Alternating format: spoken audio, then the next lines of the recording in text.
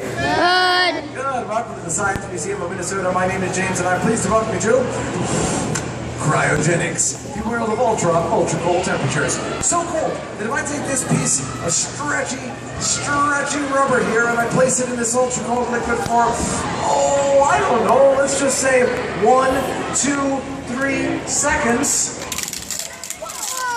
Its properties have changed dramatically. But how cold is cold? Well, for that, let's take a look at our temperature scale, otherwise known as a thermometer. And the scale that we are going to be working with today is Fahrenheit. That's the one we are all probably most familiar with. And we're going to start way up high at 212 degrees Fahrenheit. Can everybody shout out to me if you know what happens to water at 212 degrees? Boils. It boils, yes. And above that temperature, water is a gas or a vapor. Below that temperature, water is a liquid. And we're going to cruise down to 72 degrees Fahrenheit. I want everybody to put their hands out like this and say, that's nice. That is the ideal temperature for us human beings. That's the temperature that we keep the Science Museum of Minnesota at. So on the hottest days of the year, this is the place to be. On the coldest days of the year, this is the place to be. We're going to cruise down to 32 degrees Fahrenheit. Can everybody shout out to me if you know what happens to water at 32 degrees? It freezes. It freezes, yes. And above that temperature, water is a liquid. Below that temperature, water is an ice or is a solid or ice. Now, to some people in parts of the country, 32 degrees is a very cold day. Not here in Minnesota. No, we started out at 32 degrees, and although I wish it was warmer, it's not that bad. Now, we're going to go down even further. 109 degrees below zero. That is the temperature of dry ice. We're going to go down further than that. 128 degrees below zero. That is the coldest temperature ever recorded on the planet Earth. Does anybody know where that might have taken place? Antarctica. No, not International Falls, Minnesota. No. Antarctica. No. We're going to go down further than that to 320 degrees below zero. That is the temperature when nitrogen, which is a gas in our atmosphere, condenses from a gas into a liquid. More on that in just a bit. A couple of other temperatures of note. 345 degrees below zero. That is the temperature where nitrogen gas would condense into a solid.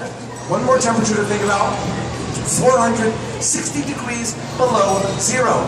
That is a temperature where what scientists call absolute zero. That is a temperature where, in theory, molecules cease to move.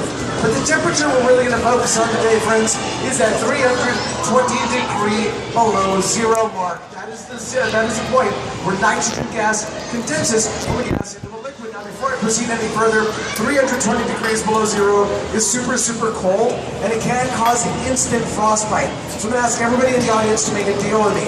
That whatever I'm working with, should it fall onto the floor, or should I purposefully throw it onto the floor, you must not touch it. If we have a deal that you won't touch anything that falls onto the floor, let me hear you say deal. Deal. Your feet will be fine, just don't touch it with your hands. So as I mentioned, 320 degrees below zero is a temperature where nitrogen gas condenses from a gas into a liquid. Now, nitrogen is a pretty important gas. It makes up about 78% of the air we breathe. But at 320 degrees below zero, it condenses into this. I'll come on and show y'all what it looks like. So this right here, 320 degrees below zero, liquid nitrogen. Sorry, I suck up the camera down here. I knew that. Yeah, what does it look like it's doing? It looks like it's bubbling or boiling. Now, normally to make something bubble or boil, we have to add heat to it. Are we adding heat to the liquid nitrogen? Sort of a trick question. We actually are. Remember, how cold is the liquid nitrogen? 320 degrees below zero. How warm is this room? 72 degrees, baby. That's a nearly 400 degree difference. So this room is acting like a 400 degree oven for this liquid nitrogen. The floor sort of acts like a 400 degree pan.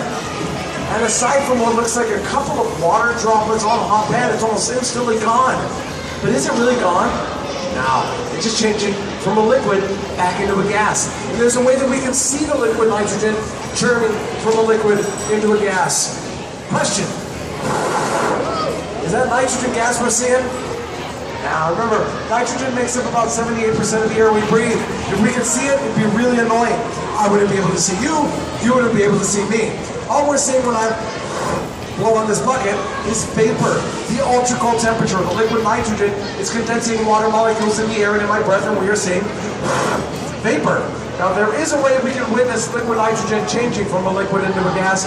Before we do that though, we are going to think like scientists. The scientists, they use their senses to observe properties of the world around them. So we're going to use our senses to observe the properties of this hose. We've got a rubber hose with a cork and a glass tube.